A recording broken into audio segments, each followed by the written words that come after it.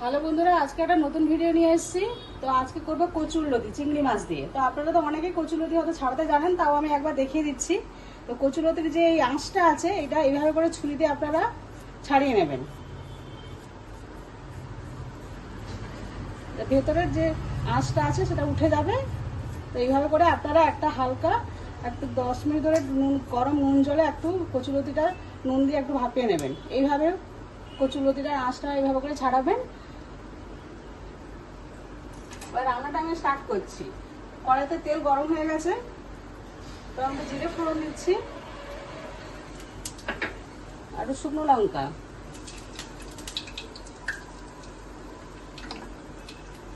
আর পেঁয়াজ। এখানে পেঁয়াজ আদা রসুন আছে, একটু দিয়ে দেবো।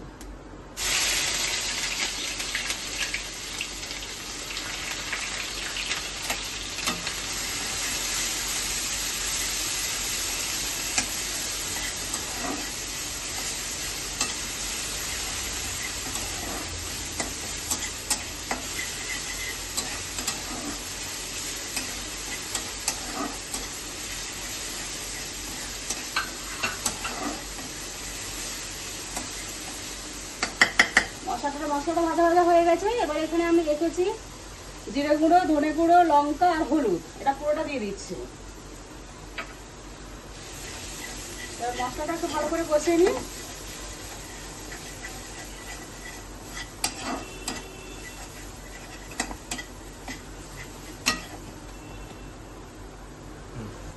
দেখুন মশলাটা কষানো হয়ে গেছে। তো আমি এখানে একটু সর্ষে বাটা রেখেছি, তো আমি সর্ষে বাটাটা দিয়ে দেবো।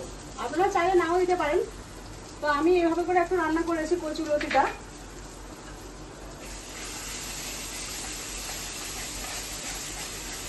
এইভাবে কষানো হয়ে গেলে আমি এখানে স্বাদ মতন একটু নুন রেখেছি, নুন একটু দিয়ে দিলাম। আর স্বাদ মতন চিনি রেখেছি। চিনিটা একটু বেশি দেবেন, যেহেতু কচুরলতিতে কোনো স্বাদ থাকে না, তো চিনিটা একটু বেশি দিলে খেতে ভালো লাগে। আর আমি কচুরলতিটা একটু নুন আর গরম জলে একটু ভাপিয়ে রেখেছিলাম, সেটা দিয়ে দিচ্ছি। তো ভালো করে এটাকে মানে হালকা হাতে নাড়বো, যাতে কচুরলতিগুলো গোটা গোটা আছে এটা ভেঙে না যায়।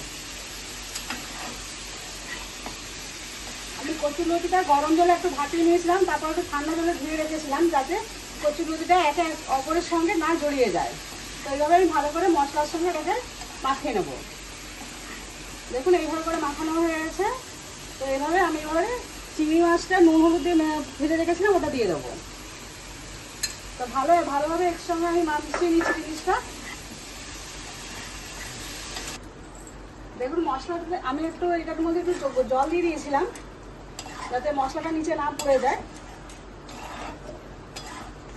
এটা হালকা আছে, আপনি হালকা হাতে এবার নাড়াবেন। তো আমি একটু গরম মশলা দিয়ে দেবো।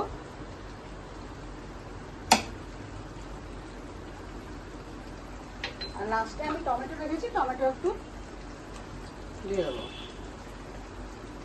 অনেকে বলে যে কচুরলতি চুলকায়, তো আপনি গরম জলে এবার ভাপিয়ে নিয়ে যদি জলটা ফেলে দেন, তো কচুরলতি চুলকাবে না। আর যদি মনে হয় যে আপনাদের চুলকাচ্ছে, তো আপনি নামানোর আগে গ্যাসের আঁচটা বন্ধ করে একটু লেবু চিপে দিলে আর চুলকাবে না।